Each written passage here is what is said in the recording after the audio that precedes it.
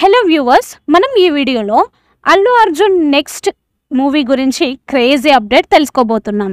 మరి ఆలస్యం చేయకుండా వీడియోలోకి వెళ్ళిపోదాం. అల్లు అర్జున్ ప్రస్తుతం సుకుమార్ దర్శకత్వంలో పుష్ప 2 సినిమా షూటింగ్లో బిజీగా గడుపుతున్నారు. ఇక ఈ సినిమా పూర్తి అవడంతోనే చాలా మంది డైరెక్టర్లు ఆయనతో సినిమా చేయడం కోసం ఆసక్తిగా ఎదురు చూస్తున్నారు.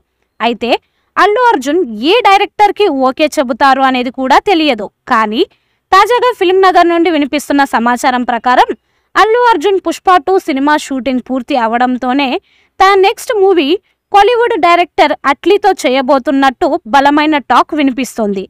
ఇప్పటికే ఈ సినిమాకు సంబంధించిన కొన్ని పనులు స్టార్ట్ చేసినట్టు కూడా సమాచారం.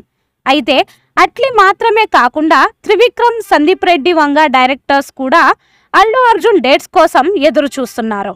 ఇక త్రివిక్రమ్ ఇప్పటికే అల్లు అర్జున్తో జులై, సన్ ఆఫ్ సత్యమూర్తి, అలవైకుంఠపురంలో వంటి 3 సినిమాలు తీశారు. ఇక మరో సినిమాను కూడా బన్నీతో తీయడానికి త్రివిక్రమ్ ఆసక్తిగా ఉన్నారు. అలాగే సందీప్ రెడ్డి వంగ ఇప్పటి వరకు ఆయనతో సినిమా తీయలేదు. ఇక అర్జున్ రెడ్డి సినిమాకి అల్లు అర్జున్ని అనుకున్నప్పటికీ అది కుదరలేదు. అలాగే అట్లీ అల్లు అర్జున్ కాంబినేషన్లో కూడా ఇప్పటి వరకు సినిమా రాలేదు. అయితే ఈ మధ్యనే అట్లీ జవాన్ మూవీతో భారీ హిట్ కొట్టడంతో అల్లు అర్జున్ అట్లీ కాంబోలో రాబోయే సినిమాపై అభిమానులు భారీ అంచనాలు పెట్టుకున్నారు.